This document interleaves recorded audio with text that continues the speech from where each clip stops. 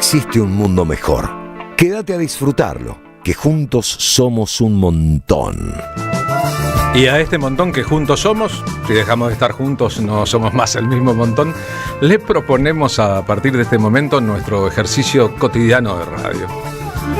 Ustedes saben que de lunes a viernes, de enero a diciembre, con frío o con calor, de 14 a 16 aquí en la M530, somos radio, orgullosa radio de Madres de Plaza de Mayo. Creemos conveniente compartir con ustedes un pacto de imaginaciones. Eve Bonafini trazó aquella idea de que bien pensado el asunto de la radio termina funcionándonos en el teatro de la mente. Pongamos en los pasadizos de la memoria, en los recovecos del recuerdo, como quiera que fuese, la idea nos invita a repensarnos. ¿Qué tal si hacemos un ejercicio de poner la imaginación al servicio de los programas de radio? De tal manera que lo que escuchemos o lo que veamos ahora en la era del streaming, metabolizado en el cerebro, conforme un todo diferente. La radio se puede oír y nada más. En un streaming se puede ver y nada más. Pero si además de eso, si además de ver, miramos, y si además de oír, escuchamos, y si el cerebro nos ayuda a sumar elementos que transforman una tarde, un programa, ojalá que muchas tardes y muchos programas en una experiencia, si así fuere, todos saldríamos ganando. Y no digo ganar o perder solamente, sino que creceríamos juntos. Tal vez esa es una de las misiones de la radio desde siempre, ayudarnos a crecer, ayudarnos a mirar, ayudarnos a observar, a escuchar. Y en un mundo en que tanta gente mira equivocado y tanta gente no escucha o escucha sandeces, bien vale la pena intentarlo. El pensamiento utópico, después de todo, decía Eduardo Galeano, nos sirve para navegar hacia adelante.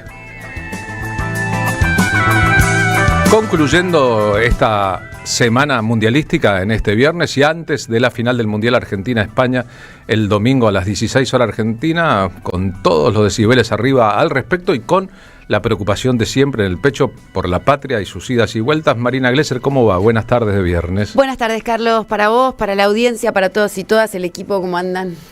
Yo supongo que habrá muchos equipos a los que podríamos vincular. No, nuestro equipo está muy bien. El equipo de la Selección Argentina de Fútbol, que nos representa como siempre o como casi nunca. La verdad que esperemos que estén preparados para jugar con el equipazo de España, ¿no?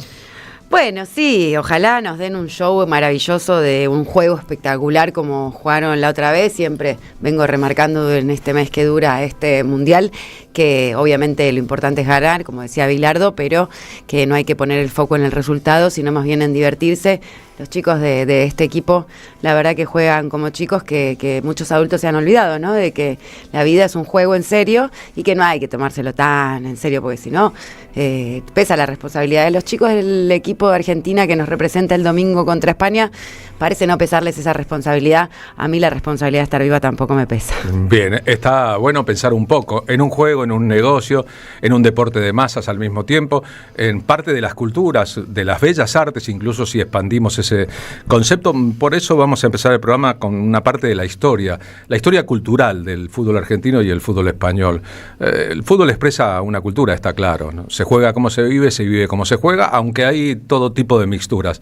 Cuando los ingleses trajeron el fútbol a la Argentina, Osvaldo Bayer se preocupó mucho por investigar esa historia. Escribió un libro formidable sobre el fútbol, que después fue también una película.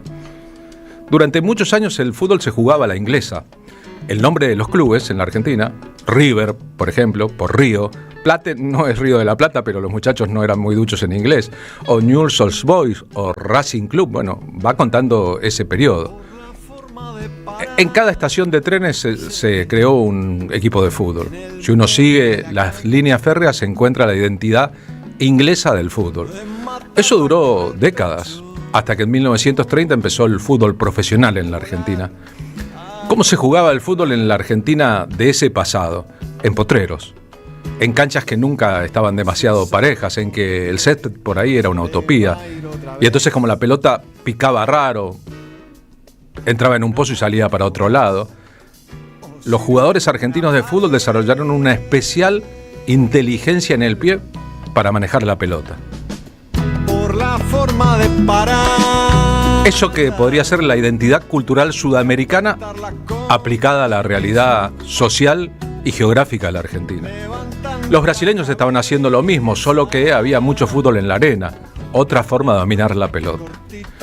La dialéctica del potrero, si se quiere, en que la gambeta, la astucia y el juego colectivo, el juego de ataque y la posesión de la pelota para que no la tenga el adversario era fundamental. Un sueño que en parte empieza a derrumbarse. Argentina sentía que tenía el mejor fútbol del mundo en los 40 y 50, pero se perdió 2 mundiales durante los años del primer peronismo. Cuando en 1958 un equipo autotitulado campeón antes de jugar, pasó más de una vez, autopercibido como somos los mejores del mundo, se comió una goleada de 6-1 frente a Checoslovaquia. Le llamamos a ese episodio el desastre de Suecia. ¿Qué pasaba en España en tanto? España, un país con 37 años de una dictadura ultramontana de derecha, el franquismo, que sentía que la identidad nacional era apartarse del resto del mundo, había desarrollado un fútbol a los tropezones. El espíritu español era lo que se llamó luego la furia española, o sea, la fuerza por sobre el fútbol, las ganas por sobre el talento. Y así el fútbol español era un fútbol de consumo doméstico, aunque con club muy grande en el centro del país, en el centro político del país, en Madrid. El Real Madrid, el equipo favorito del franquismo. Enfrente estaba el Barcelona. Barcelona, Cataluña, una tierra muy vinculada al espíritu republicano. Daría la casualidad que grandes y grandes y grandes de la argentinidad al palo en el fútbol jugarían con la camiseta del Barcelona. Carlos Gardel, Barcelona le quedaba cerca de Francia, era hincha del Barcelona. El que en un momento fue el mejor jugador de fútbol del mundo, según consenso universal, el argentino Alfredo Di Stéfano, salió de River, fue a jugar a Millonarios de Colombia y luego fue comprado por el Barcelona. Claro que el caudillo Franco obligó al Barcelona a vendérselo al Real Madrid y en el Real Madrid se convirtió en la saeta rubia. Dio la casualidad, o no, de que en los años 80 Diego Armando Maradona fue vendido por Boca al Barcelona. Y dio la casualidad de que en ese mismo club luego hiciera inferiores y desarrollara la parte más exitosa en los clubes de fútbol un tal Lionel Messi. Es decir, Di Stéfano, Maradona y Messi jugaron en el Barcelona, uno de los 2 grandes clubes españoles. Cuando Menotti llegó en el 78 a dirigir, en el 82 a dirigir el Barcelona, técnico campeón del mundo en el 78, en el 82 fracaso del equipo argentino en el Mundial de España, Barcelona lo contrata. Contrata también a Maradona. Menotti empezó a inculcarle a los jugadores, tendría como discípulo luego a Josep Guardiola, a quien, por otra parte, educó futbolísticamente, que había que jugar a la Argentina, a la sudamericana. Nosotros le decíamos a la nuestra. ¿Cuál es la nuestra? Es aquella que emana del fútbol inicial del potrero. Claro que más adelante, con las estrategias físicas y tal vez las estrategias deportivas que se tomaban de los modelos exitosos de Europa. Estamos viendo una foto. Un día en que César Luis Menotti y Diego Maradona están conversando. Argentina había ido a jugar un partido amistoso contra Alemania y los jugadores argentinos estaban asombrados por la fuerza física alemana. Menotti le dijo a Maradona en ese contexto, mirá, si estos alemanes hubieran tenido que hacer el sacrificio que hiciste vos para llegar a jugar al fútbol, ellos serían los dueños del fútbol del mundo. Nosotros somos mejores que ellos porque tenemos una entidad futbolística clarísima. Argentina va a disputar este domingo su 7ª final. Ha jugado 6 por ende, ganó 3 y perdió 3. Es decir, en ese aspecto es el segundo equipo después de Alemania que más finales disputó y hasta acá el 50% fueron triunfos. Es decir, una final puede ganarse o puede perderse como todo el mundo tiene claro desde el principio. Lo que ocurrió a partir de la presencia de hace 44 años de Menotti en el fútbol español y su sucesión con Guardiola como gran ejemplo, es que lo que era la nuestra empezó a ser la de ellos. España y los grandes clubes españoles empezaron a jugar al modo argentino, agregándole las dosis de su temperamento y el poder económico para contratar estrellas mundiales. Pero cuando queda la selección, España fue campeón del mundo una vez en el 2010 con este estilo de juego y un equipo extraordinario, y repite eso. Lo que notamos es que juegan la nuestra, a tener la pelota, a imponer la gambeta. Tiene un super crack que todavía tiene que rendir un examen más en este mundial. Un hijo de inmigrantes africanos, lo conocen, estrella del fútbol del mundo, Lamine Yamal, que podría ser un jugador sudamericano totalmente. Y la figura del equipo, el número 5, el volante central, Rodri, una especie de Busquets del siglo que siguió, 1.90, un gran dominio técnico, juega como jugaron siempre los talentosos en ese puesto del fútbol sudamericano. La semana pasada, cuando venían las semifinales, el famoso arquero Iker Casillas, que fue arquero de Real Madrid, arquero de España campeón del mundo, se cruzó en una conversación en un estudio de televisión con Jorge Valdano, que ha recorrido todos los espineles del fútbol, que incluyen su gol en la final de Alemania en 1986 y su lugar central en el comentario de fútbol en España. Debaten en Televisión Azteca, es decir, en México, sobre este asunto. ¿Qué es mejor en la historia?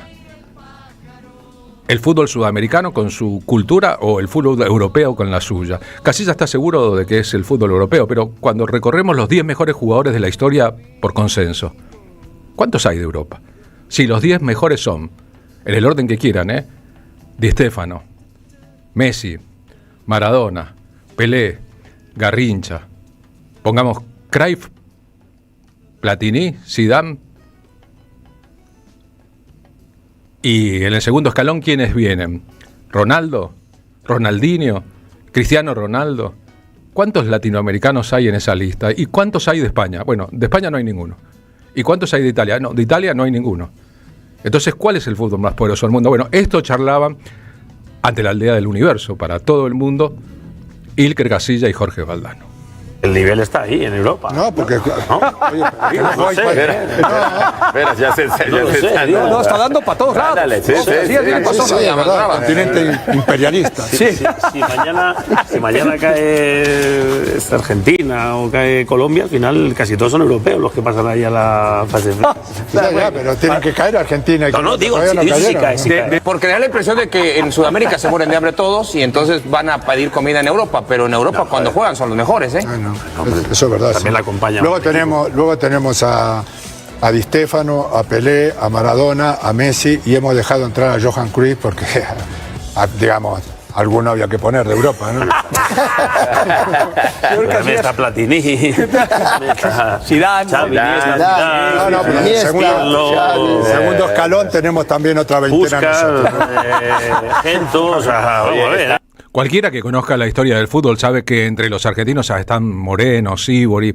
Es decir, que hay una cosa de la cultura futbolística argentina y de la calidad de sus jugadores que no solo debe ser reconocido universalmente, sino que a veces termina asustando a los equipos rivales.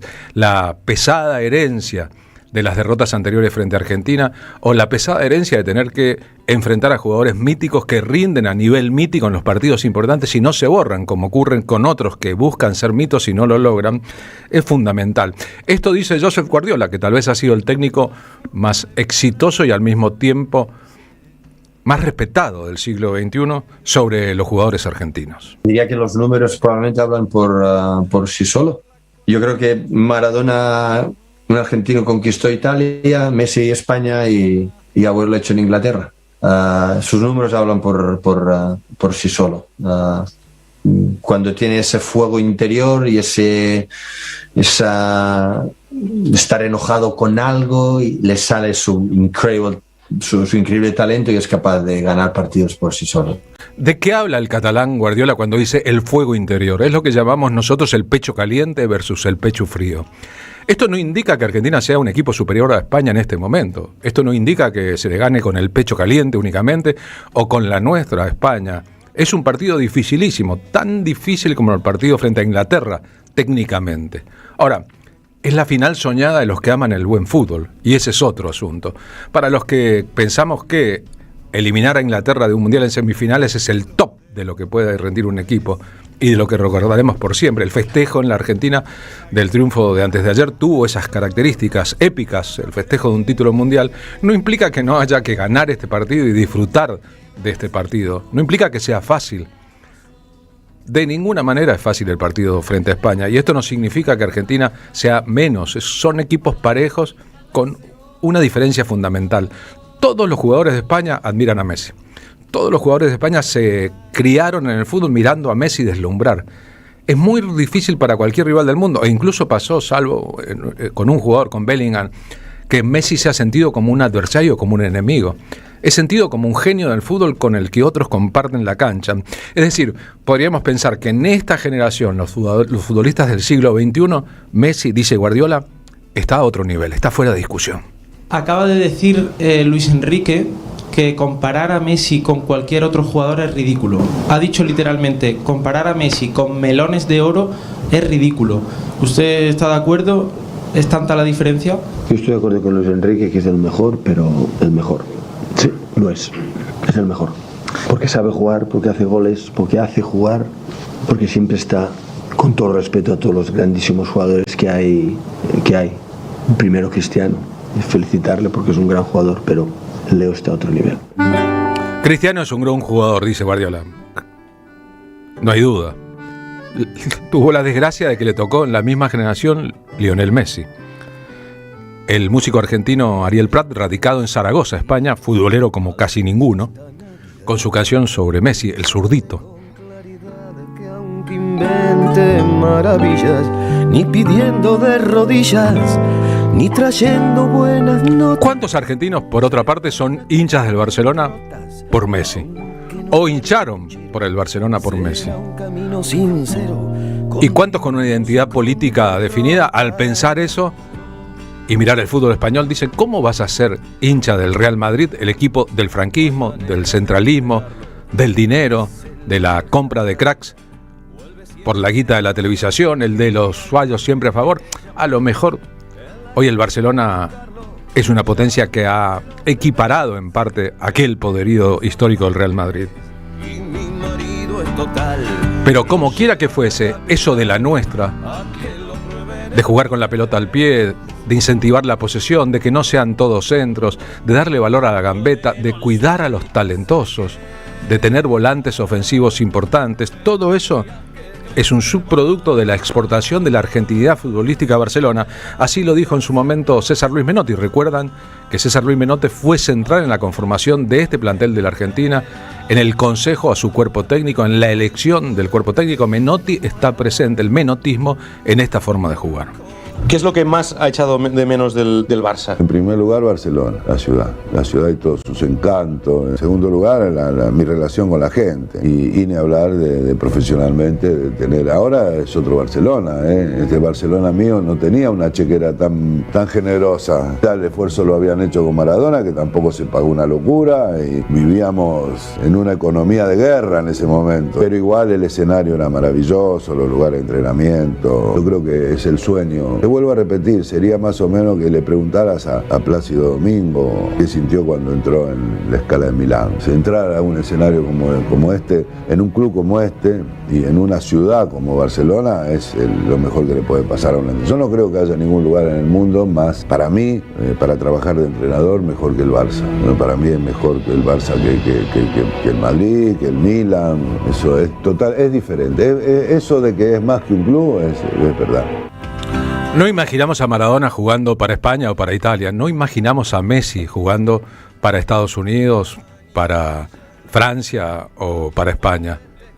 Pero Alfredo Di Stéfano, el otro gran jugador en el tridente de los tres más grandes de la historia argentina, Sibori y Moreno, son 5 y podríamos seguir sumando, en esa lista sí jugó para España, se nacionalizó español y jugó con muy poco éxito, estaba mal físicamente, era el final de su carrera, le pegaron mucho, se lesionó. El Mundial de 1962 en Chile. Argentina y España solo confrontaron una vez en un Mundial.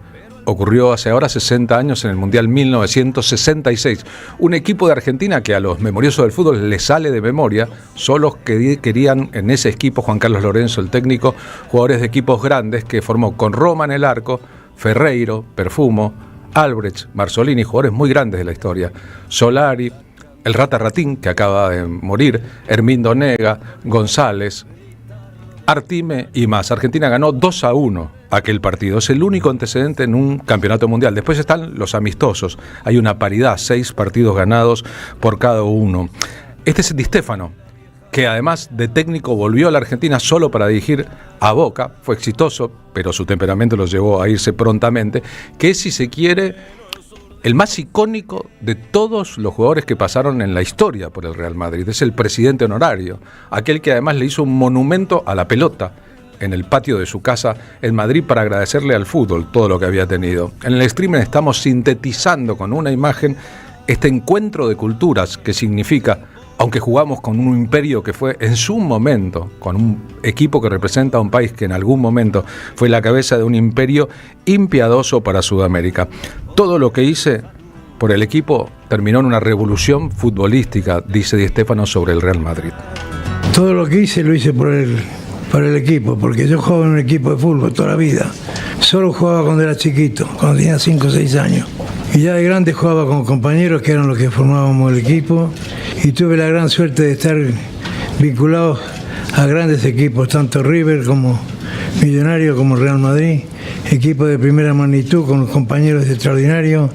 Hicimos una táctica un poco bastante mejor y revolucionamos a la Liga Europea, dado que salimos 5 años seguidos campeones de Europa. La saeta rubia inmortal. Se llama esta canción de Gloria Blanca, dedicada a don Alfredo Di Stéfano. Que tal vez de los supercracks argentinos fue el de estilo más europeo. Corría toda la cancha, tenía una velocidad de joven extraordinaria.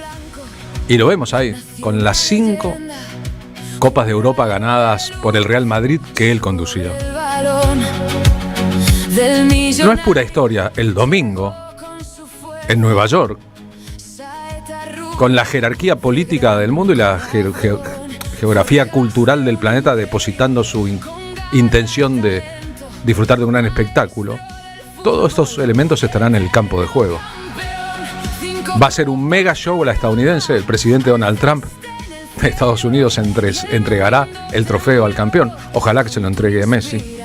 Y habrá figuras de todo el cosmos hablando del fútbol de Nueva York y del pasado. Estará Madonna, por ejemplo, cantará No llores por mí, Argentina, en el espectáculo. Con tu magia empezó la historia. Y tal vez todo esto es una secuencia histórica iniciada por Argentina con el triunfo en el Mundial 1978. Argentina había perdido la primera final que disputó en 1930 frente a Uruguay.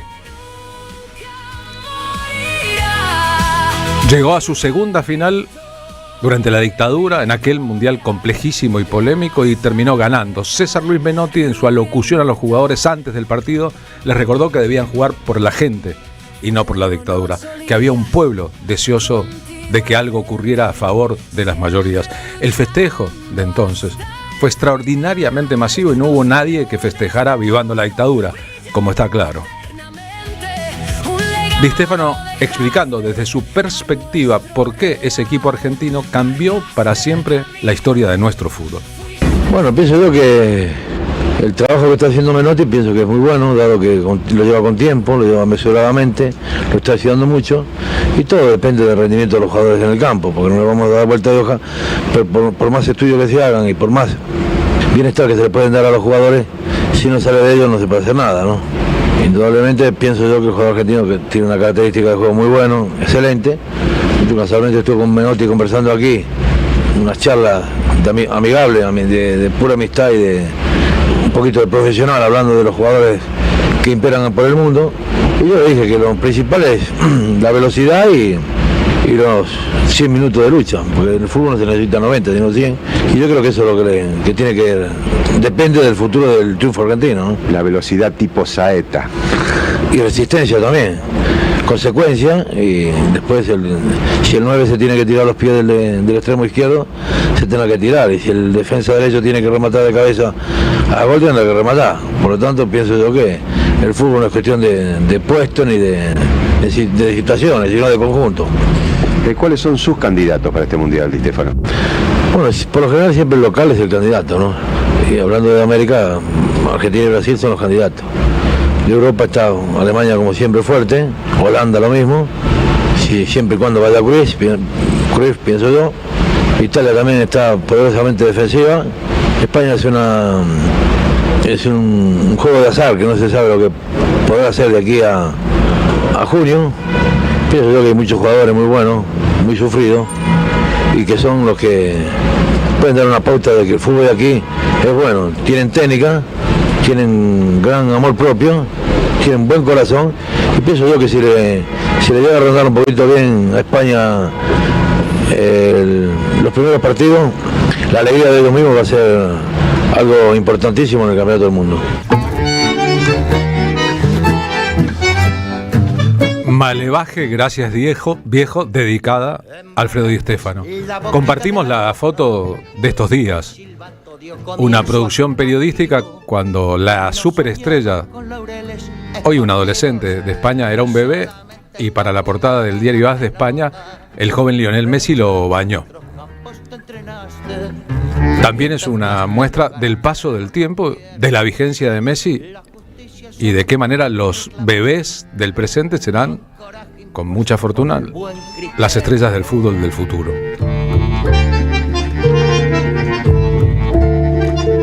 Está claro que cuando Argentina jugó con Inglaterra, cuando juegue, la historia del imperialismo británico en el mundo y en la Argentina se hace presente.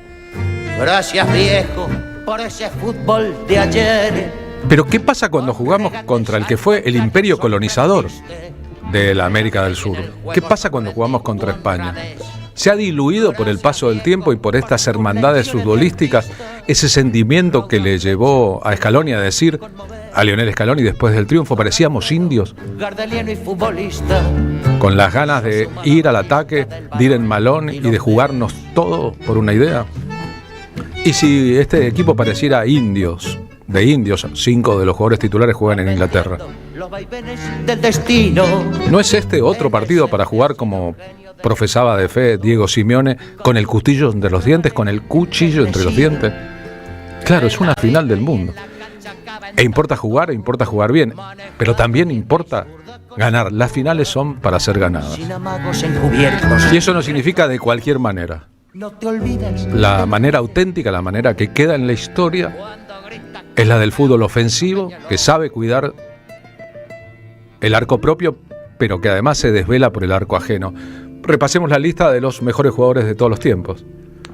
Si son Messi, Maradona, Di Stéfano, Pelé, Cruyff, si son estos, ¿cuál es defensor? Gracias, viejo, por ese fútbol. Y si esos fueran los mejores. Al contrario, hay 3 que fueron campeones del mundo y 2 que no fueron campeones del mundo. Es decir, Messi nunca ganó un Cruyff nunca ganó un campeonato y sin embargo está entre los mejores de todos los tiempos. Que nos logró conmover. Lo pensamos juntos un poquito. Hacer goles, jugar bien, ir para adelante, tener el honor en la piel con la camiseta es un atributo que en el fútbol queda para siempre. Me dirán, Beckenbauer es un defensor y está entre los 10 mejores. Sí, es el único anotado entre los 10 defensores, entre los defensores de los mejores del mundo. Es decir, Argentina ha destacado en la historia del fútbol por sus goles de creación y sus goles en partidos definitorios. Todos sentimos que cuando Argentina ganó en Qatar el título ante Francia, era la consagración de Messi, que ya estaba consagrado en el mundo, porque era por fin campeón del mundo, después de muchas frustraciones y de una final perdida en 2014. Esa generación, la que con Sabella perdió en un partido injusto, 1-0, una final en tiempo suplementario frente a Alemania, es la que, después de una derrota y después del tránsito por el pésimo Mundial 2018, llegó 2022 y ahora 2026 a jugar 2 finales del mundo. Ojalá las ganen, porque este ciclo de los últimos 4 mundiales, Argentina en 3 finales, ojalá que con 2 de esas finales ganadas, es un ciclo a todas luces irrepetible en la historia del fútbol mundial.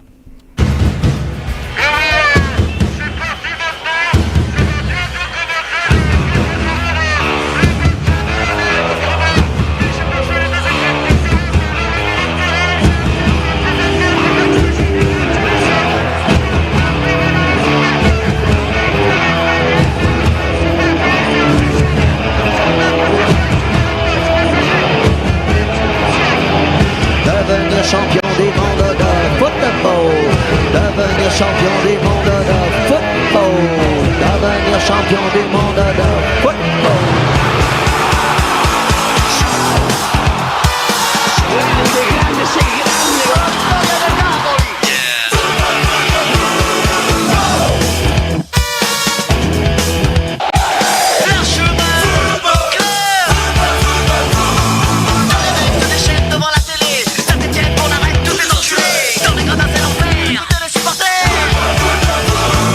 Allez, allez, allez,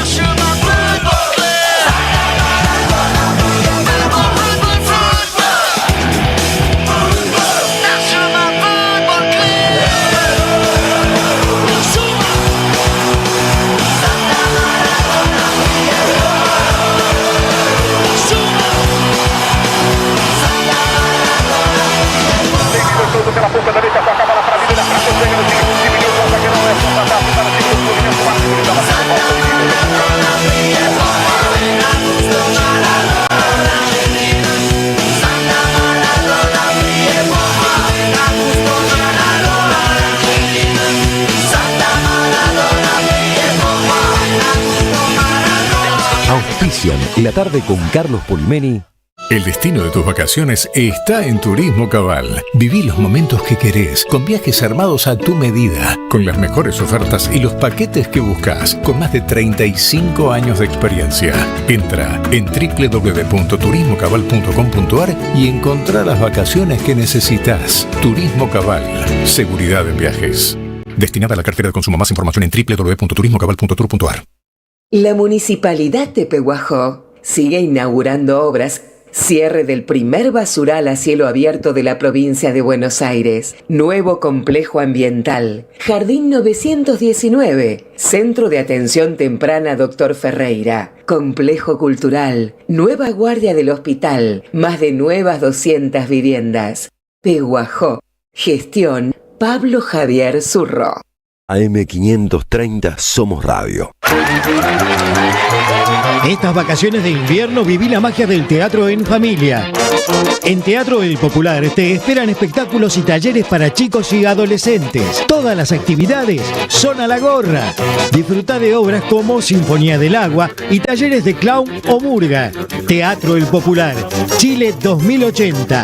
Tu teatro, tu refugio. Reserva tu lugar en alternativa.com.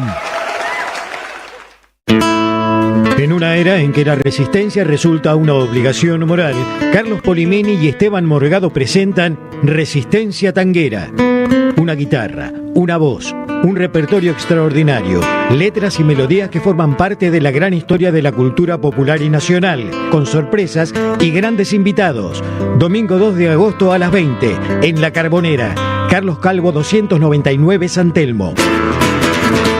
Entradas por Passline. Auspicia AM530. Carlos Polimeni.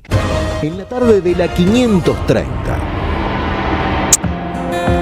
Más adelante en el programa, ¿con qué nos nutriremos, Marina Glesser? Va a venir de visita a Connie Feldman. Connie Feldman es ideadora y directora de la obra Amanuenses, que está sucediendo en el Galpón de Guevara 326, los miércoles a las 20:30 horas y también los domingos a las 19:30 a partir de agosto. Amanuenses es una obra de teatro que recomiendo, es un día en la oficina del siglo XX.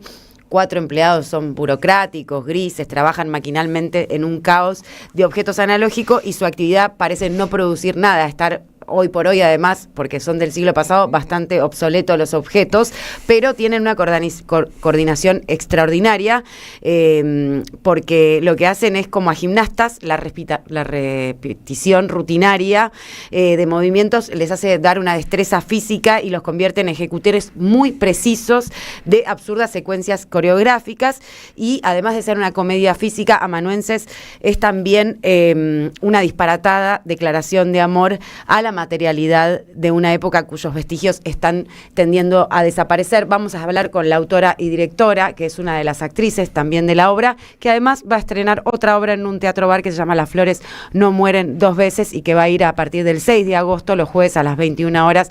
Connie Feldman es bailarina, actriz, directora, coreógrafa y se ha formado en Argentina, Brasil y en Europa, una gran formación y desarrollo, así que va a estar visitándonos por acá Connie Feldman. ¿Cómo me gustan las máquinas de escribir, las viejas máquinas de escribir en nuestros espectáculos cuando Rodrigo Lamardo toca la máquina de escribir, cuando teclea, ese ruido, el de las teclas? Es muy lindo. Es muy hermoso. Tiene una gran sonoridad, todo aquello que era de oficina del siglo pasado. Tuve la dicha de nacer en el siglo pasado, ir a jugar a oficinas de fin de siglo y los sellitos, ¿no? Pasar el sello por la tinta y sellar. También, por supuesto, las tijeras, los teléfonos con cable y disco. Bueno, hay muchas las viejas radios. Las viejas radios, las abrochadoras, el papel, mucho papel y también cajones que se abren y se cierran y bueno, y en toda esa analogía también lo sensorial, ¿no? Y cómo imprime lo sensorial cuando uno es público de alguien que está en acción permanente. Recomiendo mucho a Amanuenses, va en el Galpón de Guevara, que queda en Guevara 326 los miércoles y los domingos.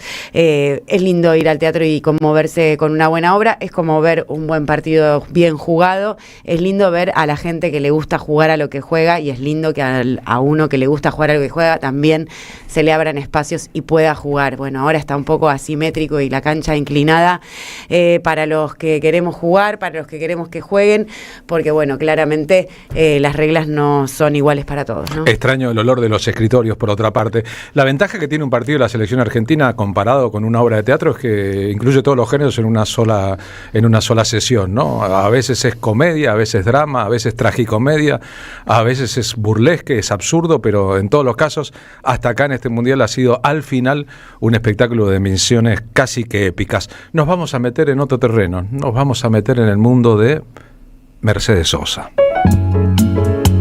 Mercedes está exiliada. Graba un disco en París, le pone por título el nombre de una canción de Julio Lacarra. Mis ganas de verte Pero canta casi que un bolero de María Elena Walsh. son como racimo de uva celeste. La canción preciosa se llama Mis ganas. Mis ganas Durante una parte de ese periodo de su vida, como el brillo Mercedes Sosa mantuvo una correspondencia epistolar con un amigo. como gotas de Ese amigo se llamaba Hugo Otero. que una por una forman un río. Son como Con él no era Mercedes Sosa la cantora famosa. Con él no sentía la necesidad de escribir literatura.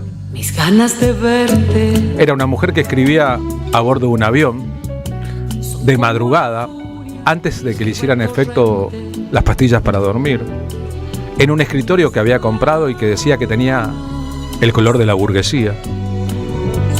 Y muchas veces las cartas son de decepción, de bronca, de cansancio, de queja, narrativa de una vida difícil, la muerte de su esposo, su lucha contra la obesidad. Pero también aparecen el humor, las bromas, el deseo, sus gustos estéticos. Mercedes está escuchando a Ángela Irene, a María Betania, a Chani Suárez, la hermana de Julio Lacarra, y comenta. Va a Brasil, canta en Puerto Rico, sale de Madrid, va a París, canta en Suiza, canta en Canadá, va contando. El libro que reúne esta correspondencia, pero solo las cartas de Mercedes, la que ella manda a la Argentina, no las que les escribe Hugo Otero, se llama Pájaro Azul, Cartas del Exilio. Acaba de ser publicado en la Argentina. Es un libro que nos introduce en un mundo como fantástico, la trastienda de la Mercedes que conocemos, con otros elementos y otros asuntos allí. Araceli Matus, su sobrina, está ahora en Río de Janeiro y es la responsable de que este libro haya sido editado. Araceli, te llegaron a la Fundación Mercedes Sosa las cartas de Hugo Otero de su mano en 2016. ¿Cómo va? Buenas tardes. Hola, Carlos. Hola, Marina. Hola. Yo soy nieta de Mercedes. Sí. Hola, nieta de Mercedes, ¿qué tal? ¿Cómo andás? A Carlos se le pasó mi prima Mavi. Un día vino Hugo cuando teníamos ahí la sede de la fundación allá en San Telmo y me dijo, bueno, todo esto es tuyo, haz lo que quieras. Al año siguiente después falleció Hugo, pero bueno, me dejó todo eso. En el prólogo, cuando explicás un poco la secuencia, tengo clara que sos la nieta de Mercedes Araceli desde siempre, contás que no tenés claro el carácter de la relación entre los dos, que eran amigos, que eran compañeros, y ponés entre signos de interrogación amantes. No, yo sí lo tengo claro. Lo que pasa que me parece interesante de qué manera mi abuela le iba escribiendo a Hugo y cómo un vínculo, según pasan los años o los meses, toma diferentes formas. Entonces, eso. Hugo fue alguien muy importante para mi abuela, muy cercano a ella y muy cercano a mi familia hasta que él murió, digamos. O sea que fue también, continuó mi comunicación con él aún luego de que mi abuela haya partido, porque después, digamos, una vez que mi abuela se murió hubo gente que yo no vi nunca más, y está bien que así sea porque, digamos, era con mi abuela, no conmigo, con mi padre o con mi hermano. Hugo continuó acompañándonos. Podría pensarse que has estado trabajando desde el momento en que tu abuela partió en un archivo que es impresionante y muy vasto y que tiene muchos elementos. Esto es solamente una parte del archivo general, del archivo grande.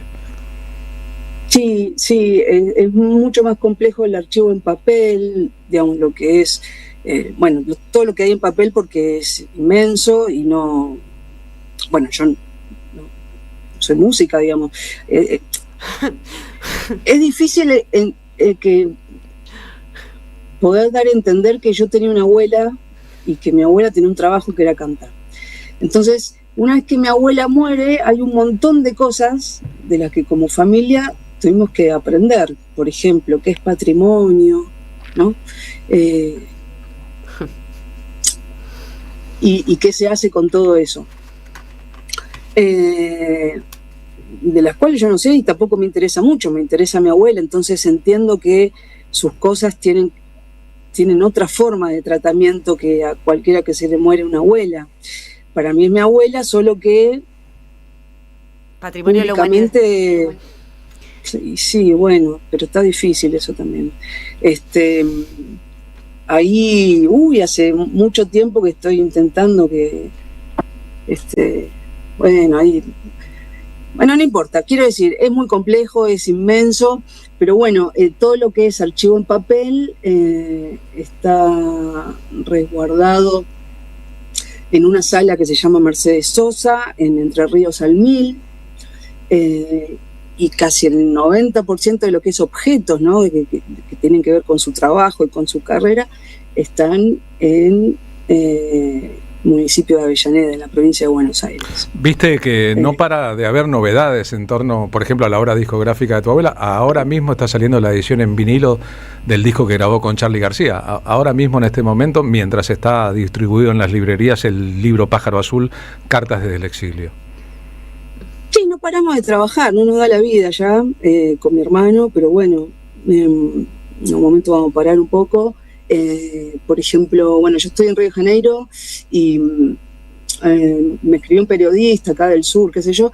Bueno, la cuestión que también se encontraron unas cintas de un show que hizo mi abuela acá en el año 84, me parece, en Santa Rosa. El otro día me escribió, me olvido, un músico de la Mississippi, que también encontraron cintas de mi abuela, pero de los 90, y bueno, yo me traje acá a Río las cintas de Corazón Americano, para ver si, qué sé yo, se puede mejorar y editarse. Ahora, acá es un poco más fácil. Sí. Eso te iba a preguntar, ¿te sentís más alojada en Río de Janeiro con toda esta responsabilidad inmensa de este patrimonio de la humanidad que en un punto te llegó como legado y responsabilidad, pese a que tu relación era de nieta y abuela y ahora es como un compromiso mayor, ¿no? Me imagino que es un poco como pesado. Sí, todo eso, sí. Pero lo que pasa es que, yo la amo, entonces es difícil tomar ahí decisión de parar un poco, aunque a veces el cuerpo inevitablemente me lo pide, entonces también la lejanía me hace descansar un poquitito.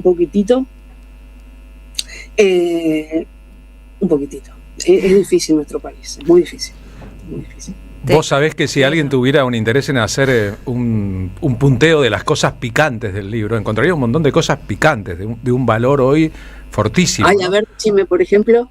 Su comentario sobre una actuación en común con Joan Manuel Serrat en otro país, en que la gente ovacionaba a Mercedes Sosa y no conocía a Serrat y Serrat estaba mosqueado. Te amo, Araceli. Por ejemplo, su comentario... Ay, si yo hablara, mirá. Su comentario sobre un músico de la raíz folclórica argentina llamado Argentino Luna, durante la dictadura y su papel de apoyo a la dictadura. Mucha gente lo respeta mucho. Argentino Luna en aquel momento era casi que un propagandista, y las cosas que dice tu abuela al respecto son muy fuertes. Si uno hiciera las cosas picantes, toma de acá, de allá, 3 comentarios, se armarían escándalos grandes. Bueno, habla peor de otro, que era un entregador de gente, además, folclorista. Que como mi abuela no le grabó una canción, bueno, en fin. Bueno, hay gente para todo.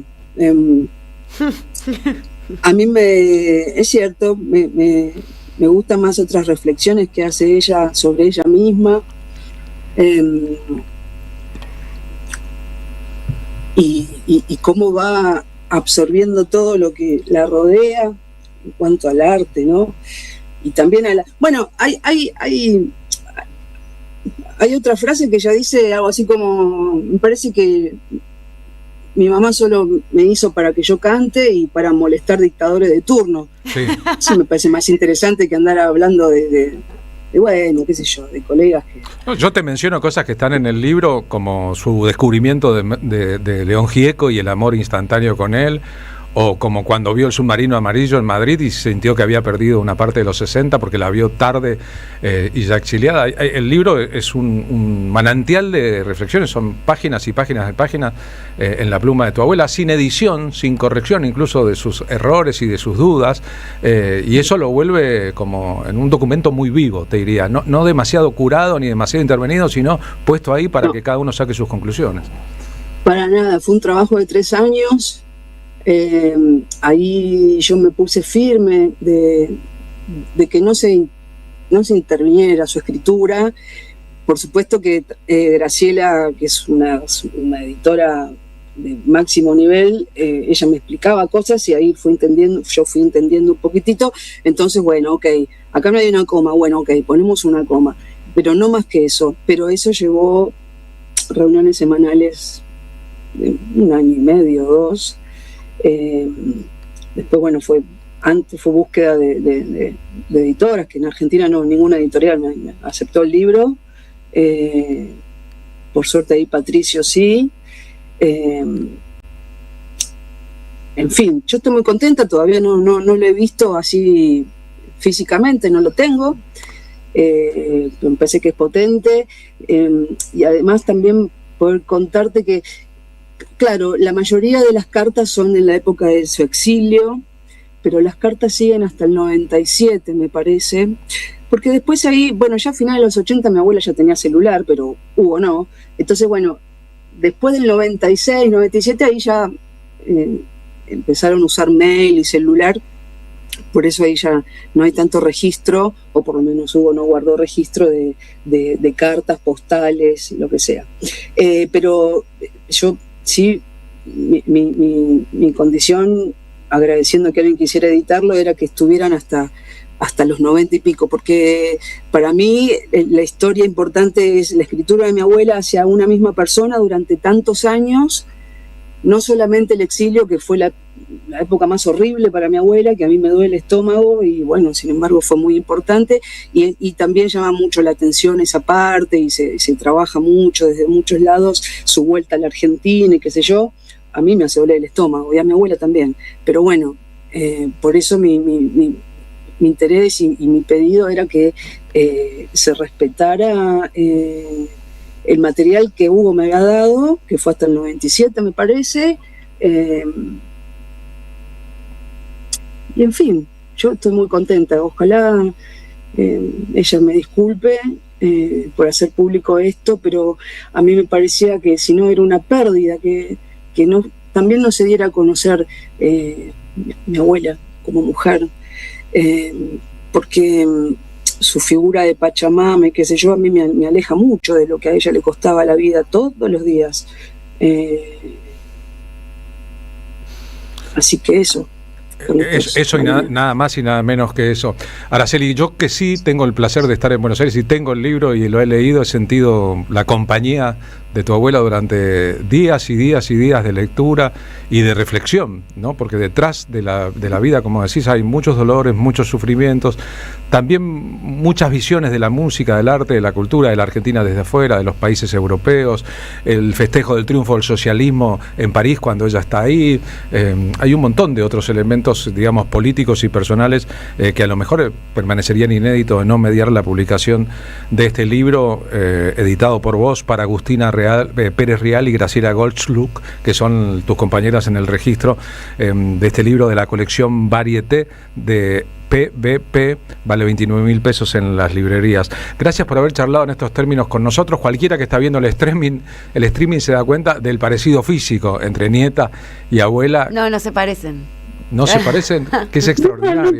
Lo que pasa es que ya estoy empezando a tener un montón de canas, este año cumplo 50. A mí me parece que cuando el pelo se me ponga más blanco ya no se va a encontrar ese parecido. Pero bueno. Bien, por ejemplo, el tema de las canas de tu abuela es un ida y vuelta importante en el libro. También lo habla, ciertamente. Ella ya más en sus últimos años se quejaba porque decía que mi papá la obligaba a teñirse. No sé que era mentira, pero bueno, no importa.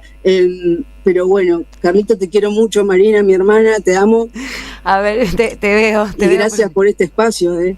Gracias a vos por el libro y por publicarlo y por existir. Mercedes Sosa en nuestro recuerdo, y el libro, que les garantizo, está lleno de sorpresas hermosas, de momentos históricos. Bueno, Fabián Matus, el padre de Araceli, es una presencia constante, como si en torno a ella, a Mercedes, quedaran 5 mohicanos, 6 o 7 mohicanos durante su exilio, y ella estuviera obligada constantemente a reconocerlo y a nombrarlo. Uno de esos mohicanos, sin duda, es el que entregó las cartas que recibía de Mercedes su amigo Hugo Otero. Abrazo grande para vos, Gracias, los quiero, muchas gracias. Chao, te queremos. Nos quedamos escuchando a Mercedes, aquel disco grabado en el exilio, que le permitió por primera vez registrar Los Mareados, todo un tabú en su historia. No tenés que cantar tangos, Mercedes. Vos sos del palo del folclore. Y sin embargo, linda y fatal, la voz de Mercedes, dice Gabriela Cabezón Cámara, y en el fragor del champán la llevamos las gentes de por acá, de Argentina, mezcladas con la piel, con el corazón, con los huesos, con la propia biografía. Es como un territorio al que pertenecemos. La voz de Mercedes Sosa es una patria, una matria mejor. Es una enormidad la voz de Mercedes Sosa. Entonces, qué placer, qué sorpresa encontrar esta voz íntima de mujer que ama, que duela, que le hace reclamos a su amigo, que viaja por todo el mundo y que se preocupa por pequeñeces como el alcohol o la dieta. Esta voz, dice Gabriela Cabezón Cámara en el prólogo de Pájaro Azul, que reflexiona con una calidez entrañable, que cuenta sus sentimientos, sus nostalgias, su dolor. Y nos llamen los mareados. Cada cual. Una de las editoras del libro, Agustina Pérez Rial, está dirigiendo actualmente el documental La Otra Voz, basado en estas cartas del exilio de Mercedes, que componen un libro y que seguramente se estrenará en festivales el año que viene, 2027.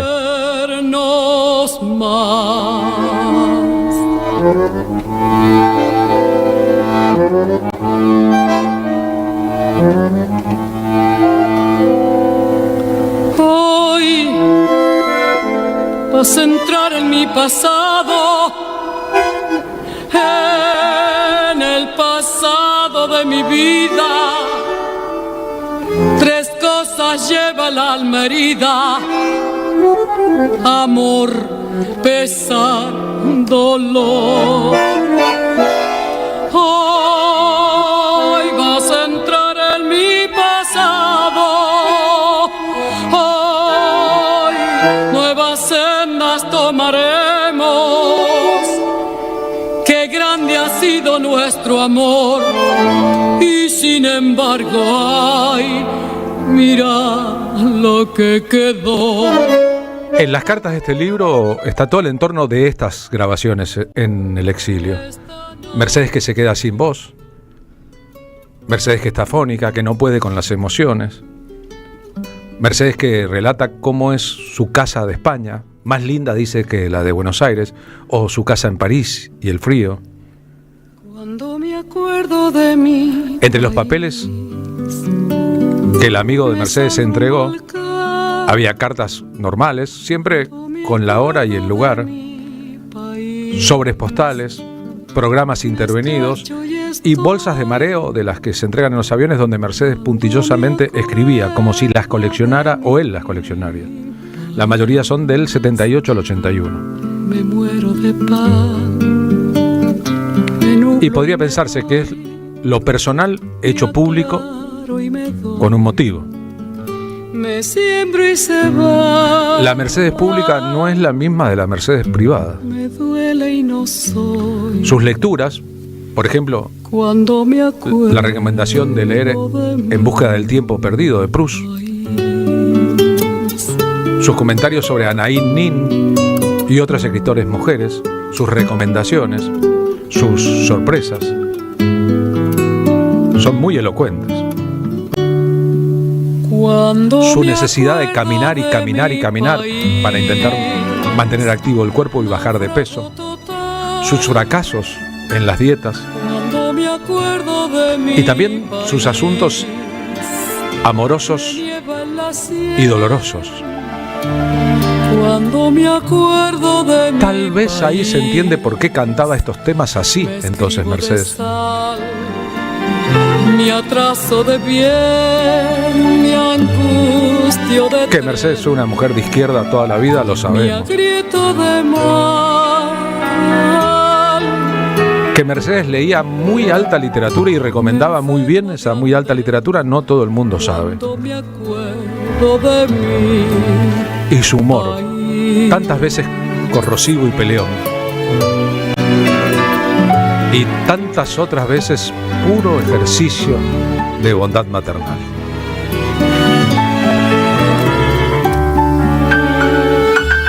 Cuando me acuerdo de mi país, me enojo de ayer. Cuando me acuerdo de mi país, me lluevo en abril. Cuando me acuerdo de mi país, me calzo el deber, me ofusco gentil, me enciendo candil, me encrespo de ser.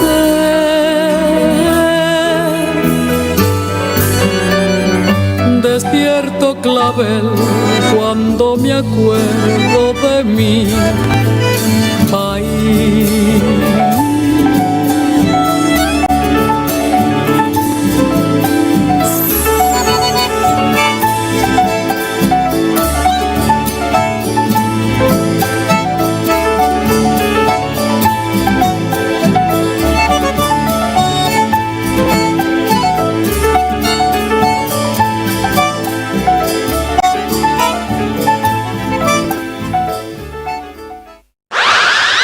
¿Pensás que pautar en radio es caro o no es para tu negocio?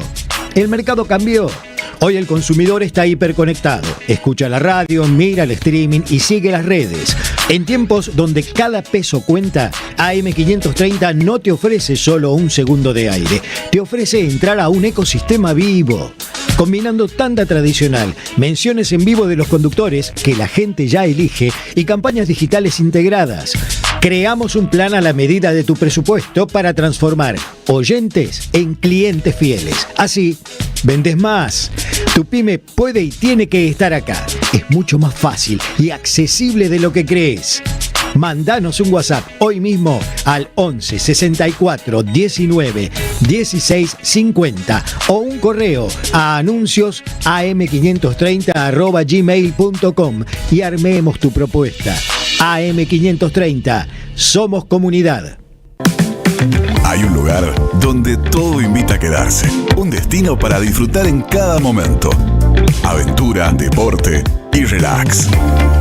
Esta temporada, Santiago del Estero te espera. Gobierno de la provincia de Santiago del Estero. 12 libros con las grandes plumas que escribieron sus históricas contratapas. Hellman, Sacomano, Eva Giberti, Feynman, Hugo Soriani, María Moreno, Fresán, Galeano, Horacio González, Dalmaceto, Bayer. Este domingo en tu kiosco el primer libro, Osvaldo Soriano. Compra opcional 25.000 pesos con página 12. Este programa Lo auspicia Huawei, desde hace más de 20 años impulsando el desarrollo de las telecomunicaciones en Argentina.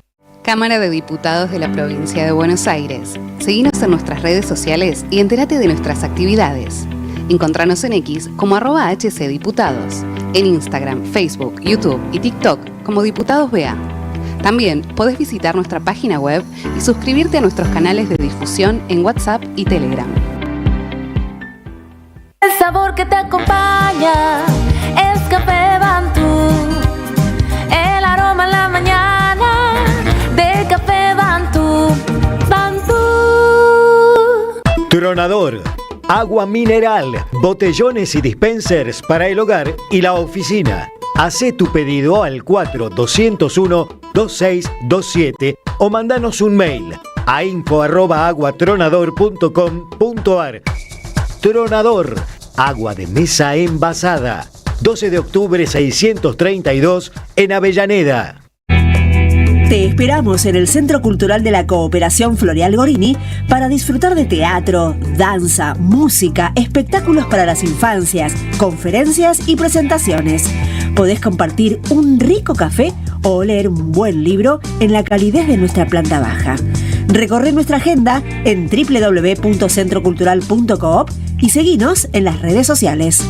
Comprando las entradas con tarjeta Cabal Crédito o Débito accedes a un 50% de descuento. Centro Cultural de la Cooperación Floreal Gorini, Avenida Corrientes 1543, Ciudad de Buenos Aires. Una experiencia cultural y cooperativa. Carlos Polimeni, en la tarde de la 530.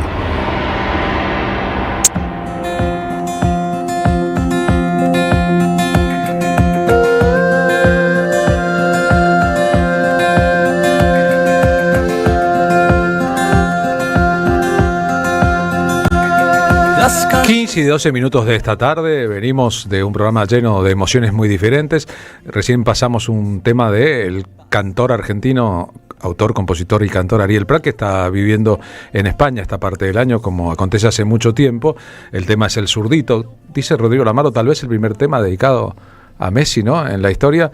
Y desde ahí nos escribe, está escuchando la radio, ¿no? Qué piola lo que plantearon y cómo lo hicieron. Yo estoy escuchando el programa desde Zaragoza. El domingo sale Contratapa en tiempo argentino, que cubrí en bares las dos semis, ¿no? Las dos semifinales en bares distintos de Zaragoza. Mi corazón respecto al partido Argentina-España no está partido, está hecho pelota este domingo. Es buena, ¿no? La idea está hecho pelota, el corazón hecho una pelota.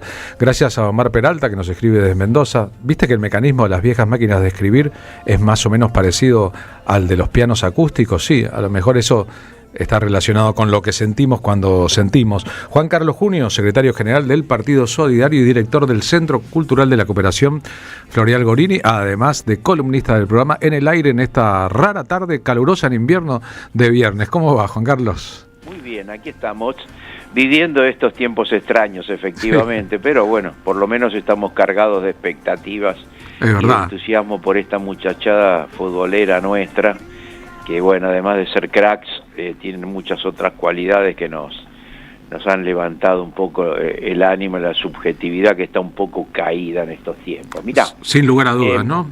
Sí, bueno, porque son muchas, ya que estamos, son muchas las cuestiones de estos muchachos, ¿no? Porque no solo que son grandes jugadores de fútbol, tienen una actitud sensible frente al pueblo, practican una gran confraternidad entre ellos, tienen un líder positivo en la cancha, tienen un líder positivo en el vestuario, en fin, ahora se comprometieron en términos políticos con esto de ayer. Creo que es una cantidad muy grande de atributos y cualidades que conmueven a la opinión pública en el mejor sentido. Podríamos decir que es más de lo que le podríamos haber pedido a este seleccionado, y que de alguna otra manera nos lleva a redimensionar, aquel que no tuviera dimensionado, la influencia del fútbol no solo en la Argentina, sino sobre el mundo, y de los ejemplos que emanan y de las actitudes que se toman o no cuando llega el momento de los micrófonos. Sí, ayer lo escuchaba a Filmus, que es un especialista en Malvinas, y decía que ninguna de todas las cuestiones que hemos hecho y se harán van a tener un beneficio, una repercusión tan grande a favor de nuestra recuperación de las islas, como lo que ocurrió el otro día, porque por más que hagas cosas, Carlos, lo van a recibir 1 millón de personas, 10, 20, 100, 150, no sé, franjas de la sociedad o del mundo, pero esto lo han recibido, no sé, centenares de millones de personas, así que, bueno, nos han hecho un favor político muy grande. Sin duda, Alicia Castro, que sabe un poco de este tema, como es embajadora argentina, decía que es casi imposible que meter en los medios de comunicación de Inglaterra el tema de Malvinas, y con la palabra Malvinas expuesta en una foto, que ella como embajadora sabe bien que cuesta un Perú eso y que casi nunca se logra. Bueno, eso naturalmente con distintas posturas según los medios. Una cosa es The Guardian, un periódico de izquierda, que The Sun, que sería como crónica en Inglaterra, pero que el tema quedó instalado en Inglaterra en estos días del partido en adelante. Sí. Y me olvidé decir otra cosa que es importante, entre tantas, que es que por supuesto no es muy original, que esta cualidad de vencer el momento difícil, de mostrarse en momentos de derrota, con encontrar fuerza en uno mismo para sobreponerse a una situación de derrota, enfrentar la situación y volver a imaginar el triunfo y lograrlo, ¿no? Creo que es otra cosa que nos viene fenómeno, porque de algún modo nosotros también, creo, vivimos una situación de derrota política, de derrota electoral y fundamentalmente quizá la más importante, de derrota de valores, ¿no? Porque uno ve que se imponen valores irracionales, reaccionarios, oligárquicos, donde se glorifica a los magnates, se relativizan las fuerzas morales, en fin. Así que, bueno, viene fenómeno esta carga de subjetividad que nos traen los muchachos, ¿no? Sin duda. Vos querías plantear además en el programa el tema del federalismo, ¿no? Sí, eso no fue el tiempo, claro. Entre tantas cosas de esto que es la cultura y la batalla cultural, que siempre yo intento salir al encuentro de esta cuestión, ya sean cuestiones gruesas o pequeñas, con esto de la privatización, de la extranjerización de nuestras tierras, que ellos llaman privatización, como si en la Argentina hubiera ahora una ola de estatizaciones o de confiscaciones de tierra o de reforma agraria. No hay nada de todo eso. Sin embargo, están planteando que vienen a defender la privatización. Pero a lo que me quería referir es a un punto de este debate que tiene que ver con la conducta fundamentalmente de los legisladores y de los gobernadores, que es el tema del federalismo, unido a un simplismo que es cultural. Bueno, yo voto todo esto porque me dan unos mangos y defiendo mi provincia, ¿no?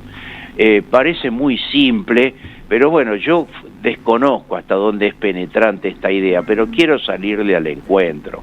Nosotros somos una nación integrada por una cantidad de provincias, que todas son nuestras provincias, ¿no? Incluyendo el Distrito Federal.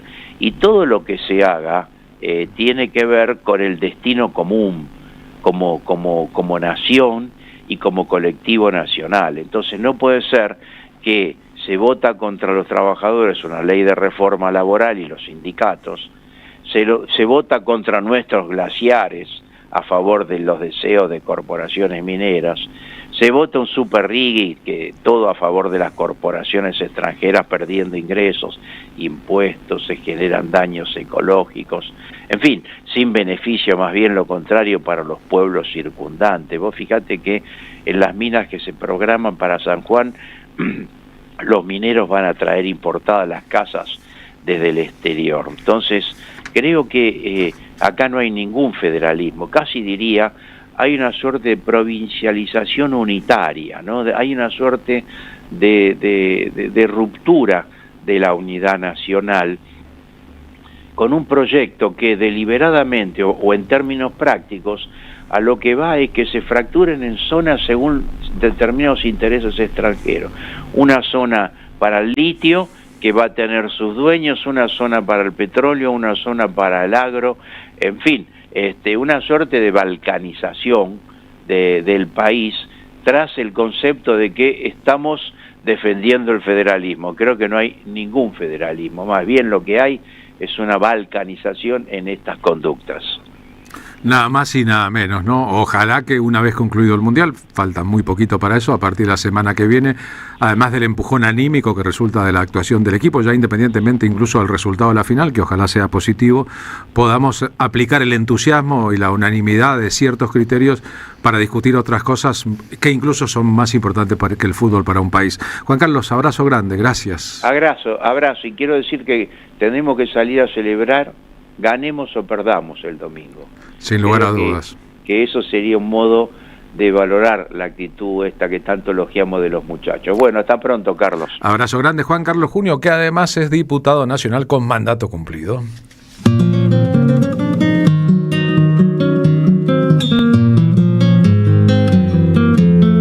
Hablando de la gran escuela tácita de Mercedes Sosa.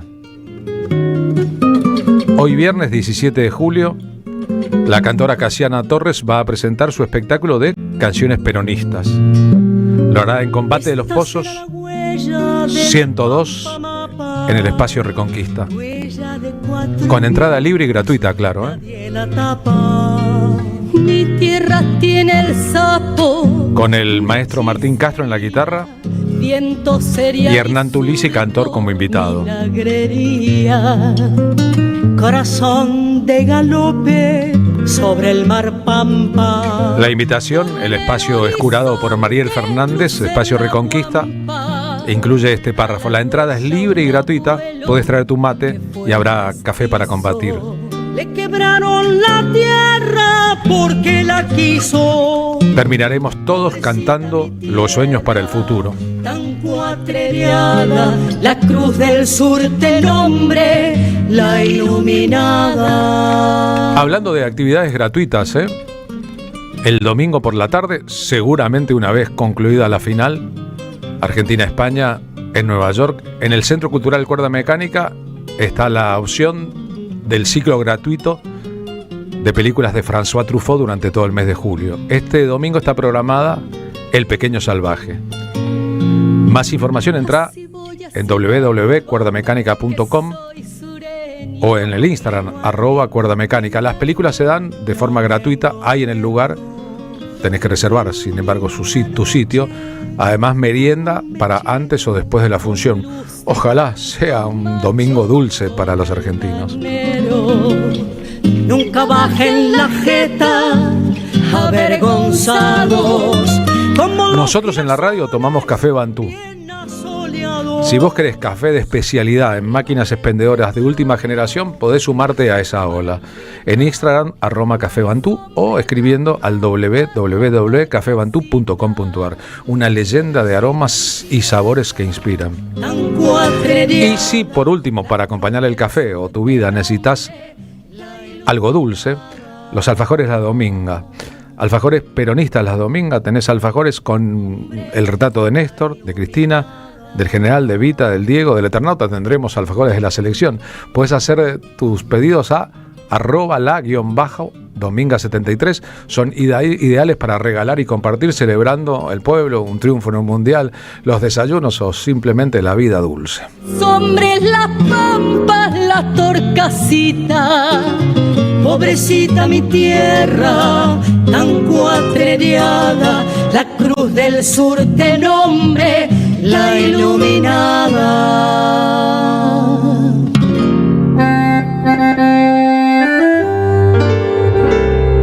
Cuando estén secas las pilas de todos los timbres, hay una radio que nunca se apaga. Cuando no tengas ni fe, que 20 años no es nada. Prende la radio, prendete. AM530. 20 años. Somos radio. Somos comunidad. Peroncho. Emanuel Rodríguez llega con un show imperdible de humor, política y catarsis colectiva. Un espectáculo para reírse de la realidad, pensar un poco y salir más liviano de lo que entraste. Viernes 24 de julio en la Coopi de Carlos Paz. Sábado 25 en el Centro Cultural Córdoba, Córdoba Capital. Reserva tu lugar ahora en peroncho.ar. Peroncho. Humor para tiempos intensos. Invita AM530 Somos Radio. Manual práctico de oratoria de Rafael Larrastía Mendoza. En una época donde se dificulta la comunicación, SICUS presenta un manual de oratoria desde la óptica de la psicología social.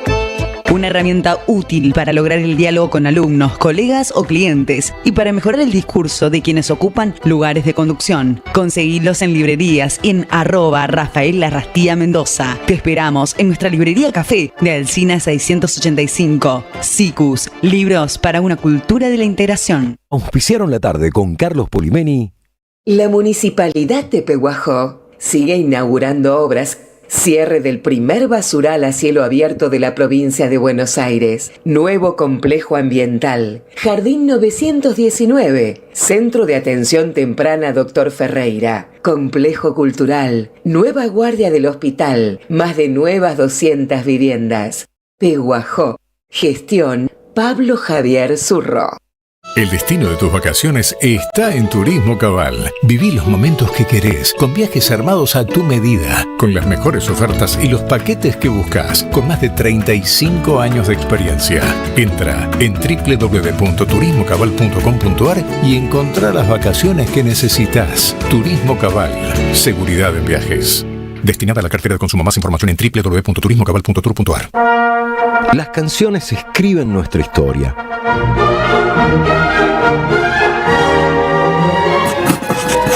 Madre eterna del pueblo, no te olvido, te abrazo, no te pierdo, te encuentro, no te lloro, te canto. Siempre viva. Teresa Parodi. La tarde con Carlos Polimeni. AM 530. Somos Radio.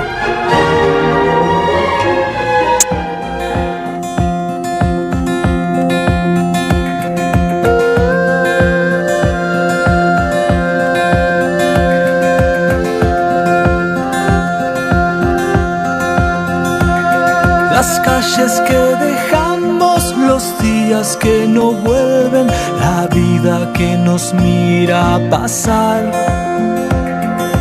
Horas de desvelo, voces olvidadas, lo urgente que no puede esperar. Ojalá te encuentres en sombras y destellos, bailando en un tiempo de paz. 15 y 28 de esta bonita tarde calurosa de invierno del día viernes antes de una final del Mundial, cosas que no se repetirán seguramente. Somos finalistas, esto es un veranito de San Juan, creo que se llama el veranito de San Juan. Sí, suele llamarse así, viene un poquito más adelante en el tiempo porque es cuando en agosto está terminando el invierno y recién estamos en principios de julio, a mediados de julio, no debería pasar, pero bueno, pongamos que es un veranito de San Juan. Veranito de San Juan. Quería darle la bienvenida a Carlos, que ya está con nosotros, a Connie Feldman. Hola Connie, ¿cómo andás? Hola, ¿cómo andan? Gracias por venir. Para contarle a la audiencia, Connie Feldman es la ideóloga, la idea y creadora y directora de Amanuenses, que también te tiene como actriz. Es una obra de teatro coreográfico.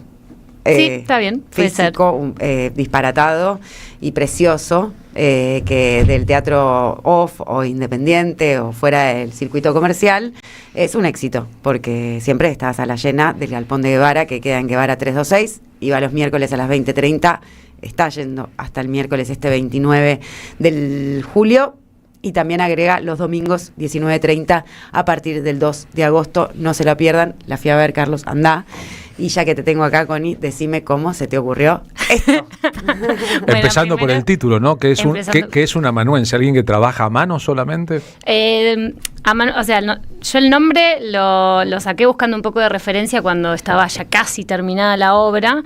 Ensayamos un año entero, creo que te lo conté el día que fuiste a ver la función, porque es un material que, si bien es una gran pavada y es lo que nosotros queríamos que se viera, atrás tiene un montón de laburo de mucha precisión y de mucha búsqueda de material, ¿no? Trabajando, yo vengo de la danza y también del teatro, entonces quería un poco ver cómo era mezclar procedimientos y cosas de los distintos lenguajes para ver qué resultado iba a dónde íbamos a llegar con eso. Eso nos llevó un año, porque tiene mucho, Mari la vio mucho sobre el ritmo y no somos músicos, entonces ahí desde la intuición llegar a entender un poco qué es lo que estábamos haciendo tomó un tiempo. Después vino Pablo, se sumó Biotti, que vino a explicarnos, claro, el músico de la obra, que además de ser un excelente músico y compositor,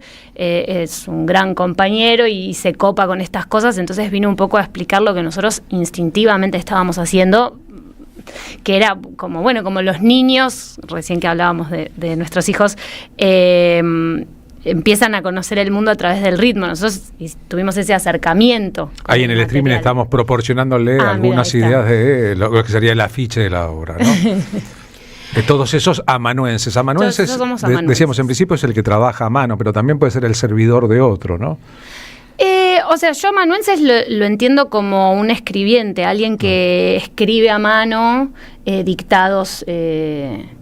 taquigráficos de... Sí. Si pasa el taquigráfico, por ejemplo, de una ley. Claro, bueno, porque hay o sea, primero empiezan los amanuenses, están los amanuenses de la antigüedad, que eran más los monjes, creo yo, que son esas letras re lindas que escribían a mano se ven, claro, cuando no había otra forma. Y después también están los amanuenses que vienen del mundo de las leyes, que es de ahí donde viene el nombre, porque mi compañero, cuando yo estaba buscando referencias, me dijo, léete Bartleby. El escribiente de Melville. De Melville. Y el protagonista es un amanuense que preferiría no hacerlo. Exactamente, tiene la mejor frase del mundo, que es preferiría no hacerlo. El hombre que trabaja en una oficina, pero preferiría no hacer lo que está obligado a hacer. Y se instala y se queda a vivir ahí y no lo puede, y el que lo contrata no sabe cómo echarlo. Es magnífica la idea, claro. Es bárbara. Tiene algo de eso la obra, tiene, ¿no? algo de atrapados en esa burocracia, ¿no? Que lo tiene también la película Brasil, lo tiene también, hay un montón de... Bueno, La Tregua de Mario Benedetti, la película La Tregua era basada en un cuento de Mario Benedetti, ¿no? El mundo de las oficinas y el encierro. Y lo tiene Gasalla atrás de la línea blanca, ¿no? Como hay algo de eso, de que se puede extremar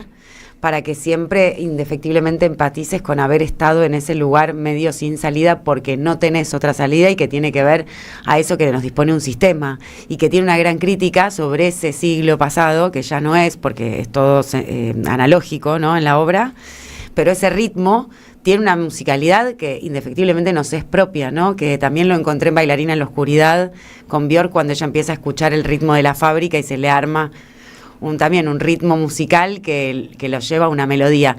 Esa melodía que tiene esa sincronicidad de amanuenses, y que fue un año de trabajo entre ustedes los 4 que están ahí. No tiene diálogos, pero cuenta una historia. ¿Cómo se narra una obra sin texto para que tenga un cuento?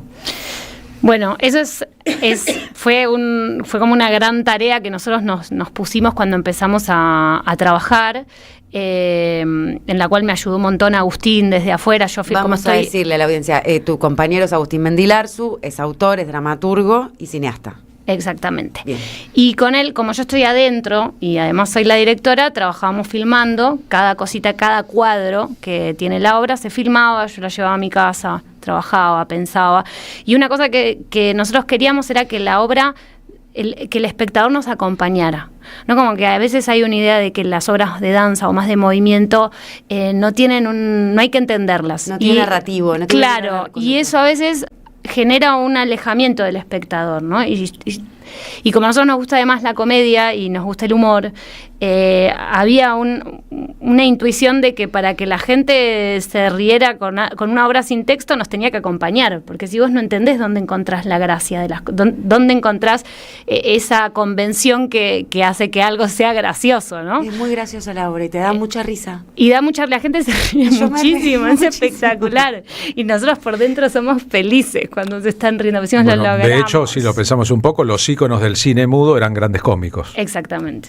Tiene algo también. Y sí, las referencias de Buster Keaton y Chaplin, tiempos modernos, tiene un montón. y también hay mucha referencia a Jacques Tati, que es del primer sonoro, que yo soy muy fan. Porque la película que hicieron con Agustín, Clementina. Bueno, claro, tiene mucho.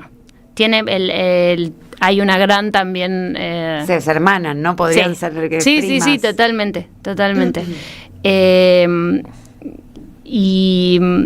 Y bueno, nada, me perdí por dónde íbamos. Una cosa que quede ahí. Que cómo narrar desde el cuerpo. Y lo que pasa es que como nosotros agarramos un tópico como del cotidiano, que es el mundo del trabajo, digo, es muy loco, porque para mí hay algo de que la idea del trabajo organiza de alguna manera, ¿no? Cómo entendemos el mundo. Y lo viví con Luisa, que por ejemplo, mi hija cuando empezó a hablar, en un momento decía, tiene 2 papás que se dedican a algo que no es un trabajo de ir a una oficina o de cumplir horarios, sin embargo ella enseguida decía, me voy a trabajar, y agarraba, no sé, un sombrero, una peluca, un pijama y se iba. Y ella entendía que había algo que había que irse, que organizaba el día, ¿no? Entonces, como que yo encontraba en el mundo del trabajo algo que todas las personas trabajen de eso, ¿no? Pueden entender que uno se va y tiene cierta, el Sí. día se organiza de cierta manera con el social. cotidiano, y que vas, tenés que organizar, dejar las cosas, sentarte, preparar la mesa, trabajar, frenar, comer, fumar el pucho, tomar el cafecito, no sé qué, como empezamos a buscar cómo sería narrar un día entero de unos trabajadores. Sí, organiza el tiempo y también organiza las relaciones de poder y las asimetrías, ¿no? Tiene también incluso denuncias de machismo, sin decir que denuncia machismo, ¿eh? O sea, como uno puede imaginarse de la obra, todo aquello que explora el mundo físico, que se arma como si estuvieses viendo algo plástico, un cuadro, ¿no? Digo, Sí, lo de los cuadros es clave, porque nosotros pensamos la obra como cuadros que se suceden, pero que al mismo tiempo uno lo sigue, ¿viste? Y vas diciendo, bueno, ahora están como si cada cuadro uno pudiera entender, decir, bueno, acá está pasando esto. No hay grandes, no hay conflictos como en una obra de teatro, ¿no? Pero algo pasa que no, cada cuadro se... hay, claro, pero no hay conflictos verbales, pero el conflicto está. Y eso es lo que le da mucha vitalidad a la obra.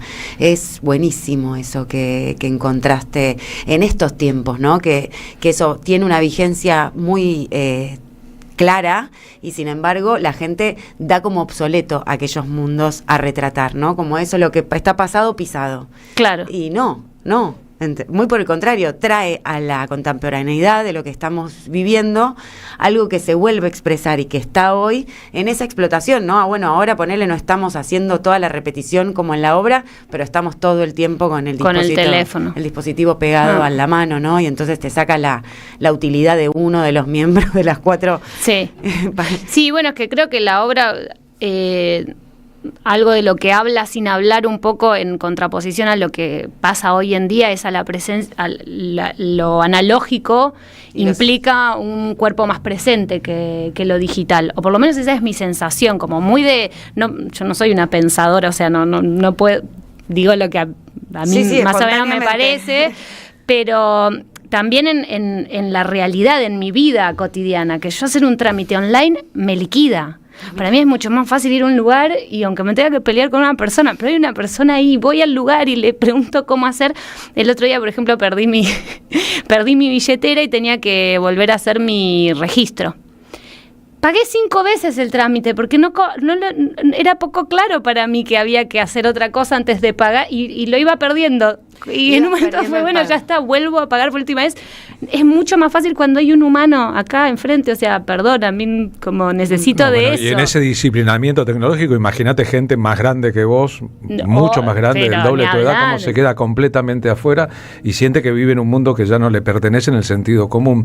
Hay otra acepción del término amanuense de uso más bien en la política y la comunicación, cuando suele decirse que ese que está ahí hablando, ese que escribe esa nota, ese que está en la tele, es un amanuense del poder. Ah, mira, eso es decir, que lo suyo en realidad es escribir un texto que otro le está dictando.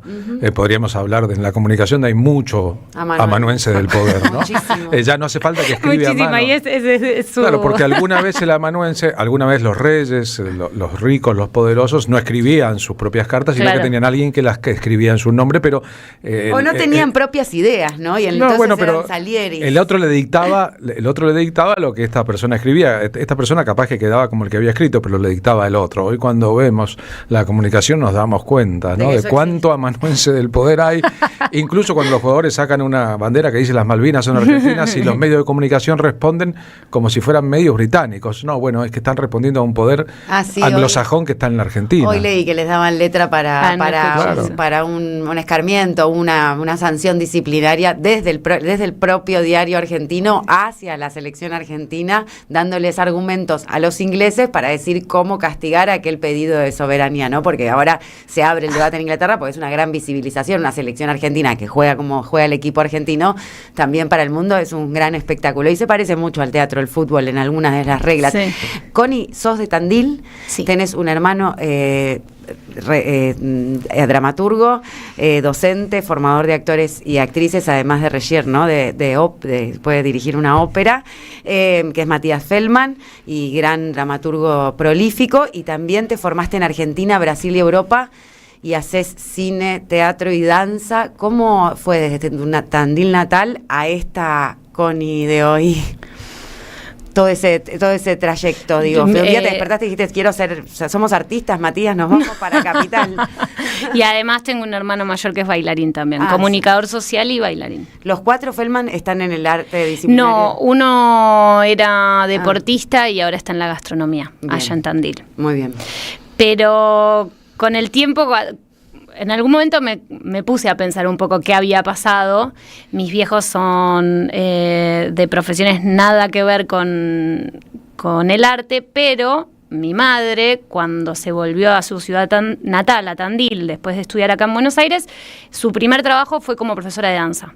Y en el quincho de mi casa hay barras todavía hechas con unos caños, y yo digo, claro, el problema es ese. Mamá, que al principio era como, no, chicos, dedíquense a otra cosa, ¿por qué? ¿Por qué? Vamos. Y digo, bueno, ahí tenés como, o sea, yo tengo fotos mías con mallas arriba de remeras y de pantalones, porque era la época del jazz y que los 80 y toda esa ropa brillosa me fascinaba y veía a todas las señoras haciendo danza en el quincho de mi casa. Así que supongo que algo de eso tendrá la influencia que ver de las películas estadounidenses, de Flashdance, claro. de eso, ¿no? Así que supongo que algo de eso tendrá que ver, pero cuando me vine a Buenos Aires, o sea, como en mi casa era regla, cumplías 18, te tenías que venir a estudiar a la UBA, y hice varios CBCs y empecé, la carrera que más sostuve fue sociología, que hice hasta, me falta la mitad de la carrera, un poquito menos, y a la par siempre estaba haciendo clases de teatro o clases de danza. Y en un momento me empezó a ganar más espacio lo otro y empecé a cursar a la mañana porque las mejores clases de danza estaban a la tarde y las mejores clases de la UBA eran a la tarde. Entonces ahí como que empecé a decir, ay, ¿qué? No sé, ¿qué me está pasando? Y empezó a ganar mucho más lugar lo otro. Y en un momento dije, bueno, a ver qué pasa si me tomo un año y me dedico a esto y después no hay vuelta atrás. Ese es el problema. Que no querés volver. ¿Te gusta mucho? Me gusta mucho. El teatro, la danza, la escritura. Qué lindo. Creo que sí. Y después nada, ir viajando y conociendo y bueno, la juventud. Y la juventud que te permite probar y vas buscando y tenés menos. Bueno, para invitar a la audiencia que no se pierdan Manuenses, que es en el Galpón de Guevara 326, los miércoles a las 20:30 horas, hasta este miércoles, y después los domingos 19:30 horas a partir del 2 de agosto.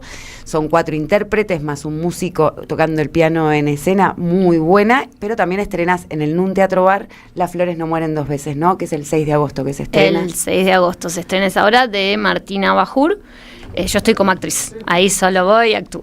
Vas y actúas, sí. Que es otra responsabilidad. Es otra responsabilidad completamente distinta. Bueno, qué lindo, no dejes de actuar, que lo haces muy lindo y ojalá mucha larga vida Manuenses para que la gente pueda disfrutar de tu obra. Gracias. Gracias a ustedes.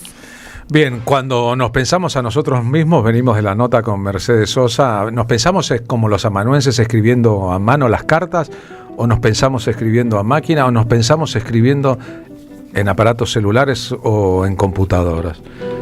Hubo un tiempo que tal vez fue hermoso en que las cosas eran distintas. Rolando Alarcón, canción de la Guerra Civil Español. Si me quieres escribir, ya sabes mi paradero. Si quieres escribir, ya sabes mi paradero. Si me quieres escribir, ya sabes mi paradero. En el frente de batalla, primera línea de fuego. En el frente de batalla, primera línea de fuego.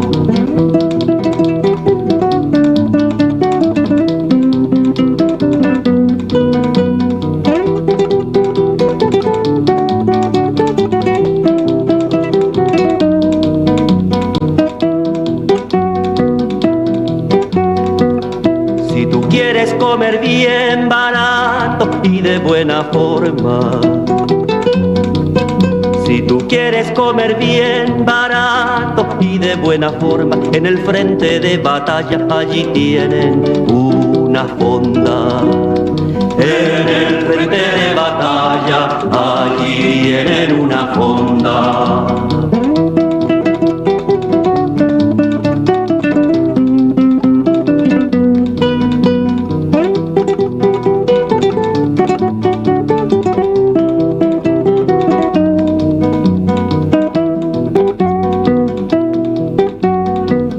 En la entrada de la fonda hay un moro Mohamed. En la entrada de la fonda hay un moro Mohamed que te dice pasa, pasa, ¿qué quieres para comer? ¿Quién te dice pasa, pasa, qué quieres para comer?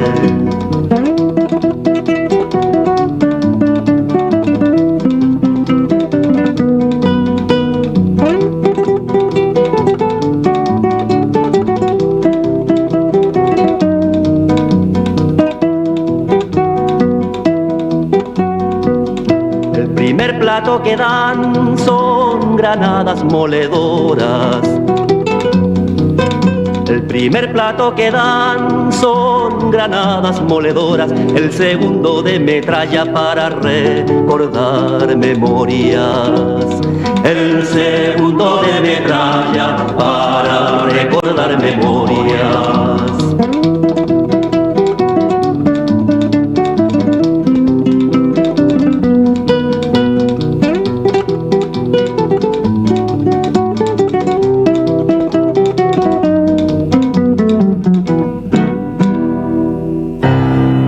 Levantamos la voz de los que luchan, sin perder la ternura. La tarde con Carlos Polimeni, en AM 530, la radio de las Madres de Plaza de Mayo.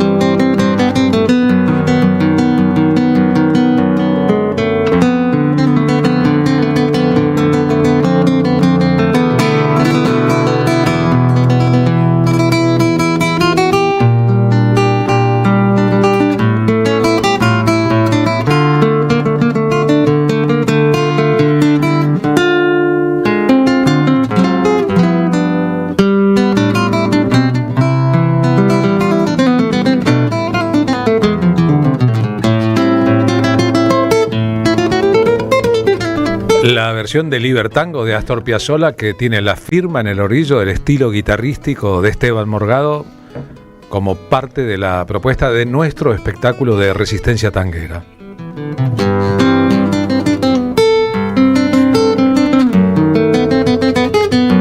Durante todo lo que va del año 2026 venimos desplegando distintas funciones del espectáculo que urdimos un día con Esteban Morgado a partir de un encuentro aquí, en la M530, en diciembre del año pasado.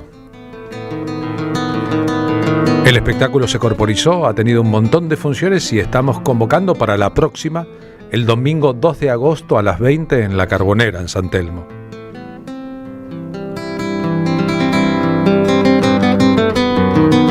Una estructura fija y cantores y cantoras que van rotando. En esta función tenemos el placer de anunciar, lo estoy haciendo ahora por primera vez, la presencia de la cantante Carolina Minela, ganadora de premio Gardel, en el rubro de cantante femenina de tango, y a Roberto de Carré, un cantorazo y trompetista, que es el cantor de la orquesta Color Tango, cantoras del siglo XXI en el espectáculo. Y nosotros tratando de resistir desde los géneros de raíz a la embestida que asola una parte del planeta y sin duda a buena parte de la Argentina.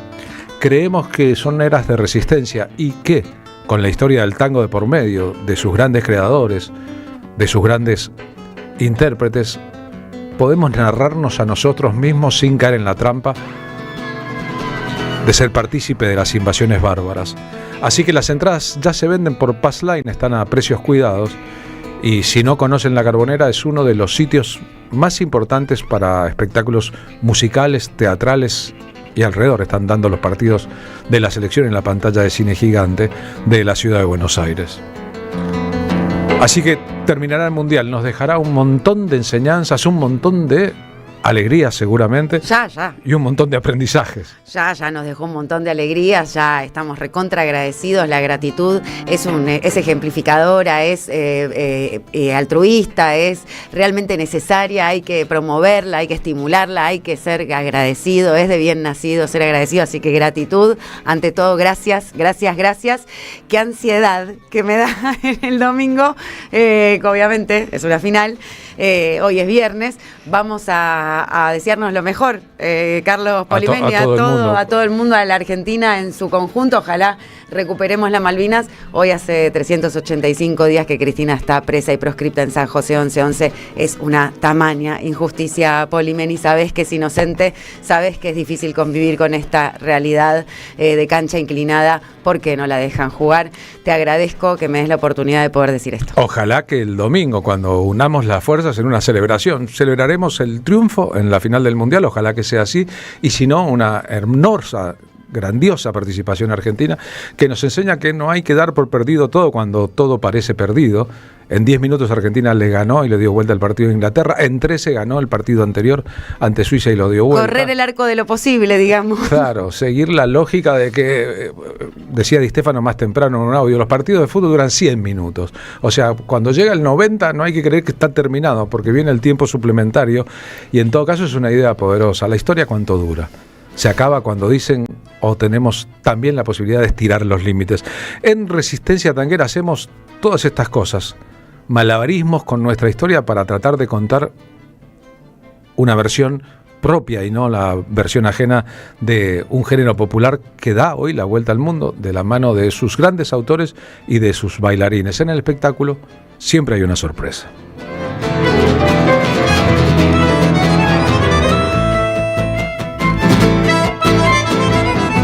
Porque el tango también es la patria. Y la patria, y voy rumbo al nombre de nuestro otro espectáculo, La Patria no se vende. La próxima función de La Patria no se vende va a ser en el Perón de Lanús. ¿Qué día va a ser? Va a ser el domingo 9 de agosto. ¿A qué hora va a ser? Al mediodía, a las 14. Porque cuando hacemos espectáculos de La Patria no se vende, los mediodías de domingo, pensamos que puede ser un encuentro familiar. En este caso las entradas se venden por alternativa teatral desde ahora. Tienen ustedes la posibilidad. También son entradas a precios muy cuidados y en el Perón de Lanús nos encontramos con un público siempre hermoso. Cambian las caras, el público siempre es hermoso. Así que ya saben, Resistencia Tanguera el domingo 2 de agosto en San Telmo.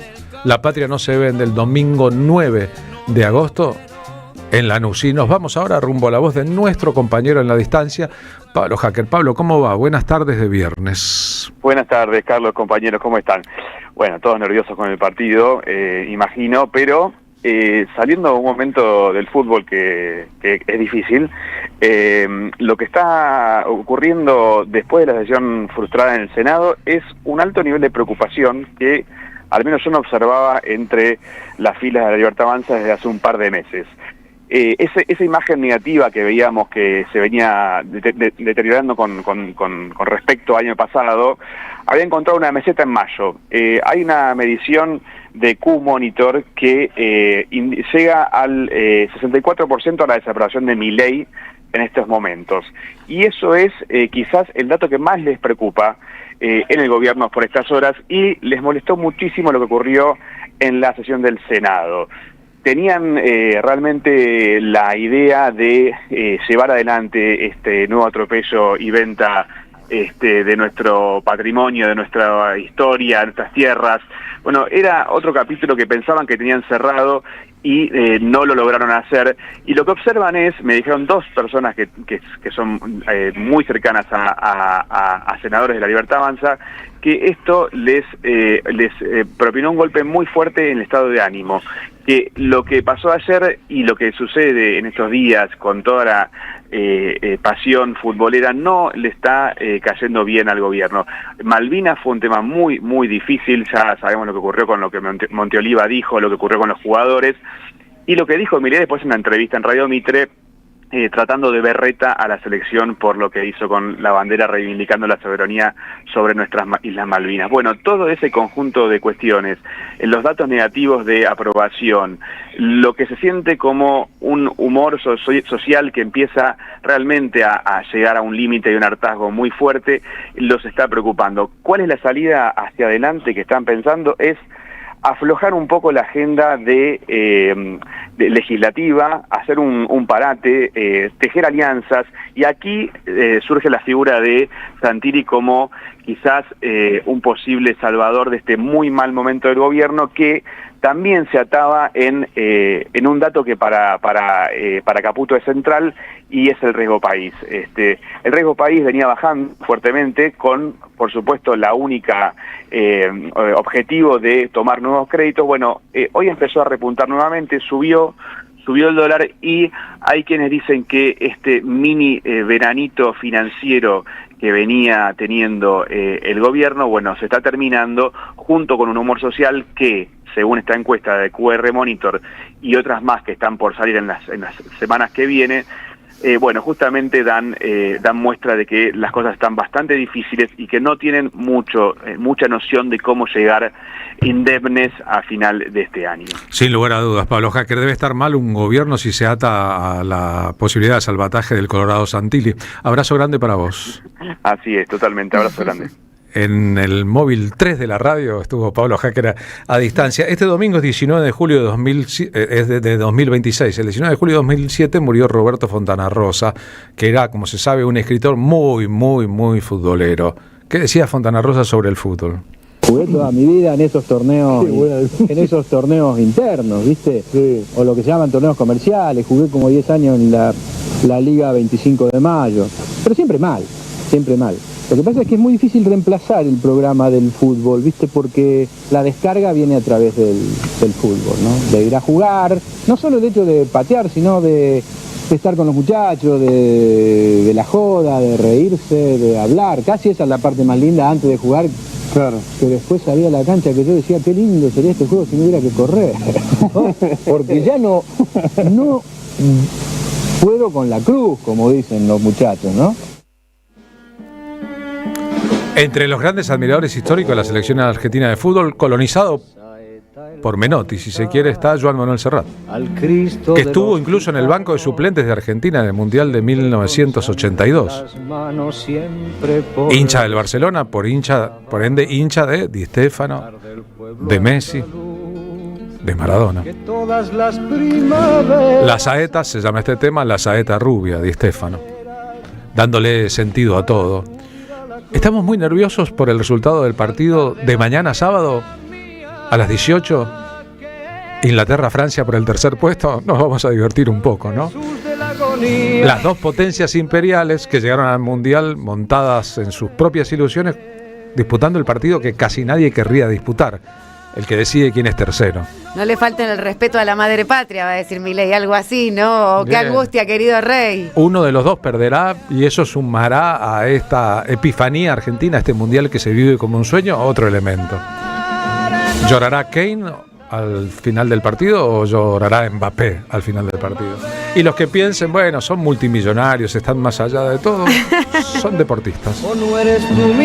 Y cargan una representación detrás, simbólica y práctica muy grande. Ojalá, cuando nos reunamos otra vez el lunes, Argentina esté convulsionada por el festejo, ese día estará volviendo la selección del Mundial. Como quiera que fuese, planteaba Juan Carlos Junio, como ocurrió en 1990, hay que festejar jugar una final. Ojalá festejemos el 4º campeonato mundial de Argentina. Festejemos igual, festejemos porque así es como nos recuperamos de la autoestima tan dañada y horadada y golpeada por este gobierno que nos quiebra la moral. Sin duda, y festejaremos entonces al final, en caso de que Argentina no gane, haberle ganado a Inglaterra, haber llegado a la final, la 7ª final de la historia, y ojalá esa unidad que lograríamos si todos festejamos o si las mayorías festejaran, nos ayude a terminar con el gobierno de Milei lo antes posible.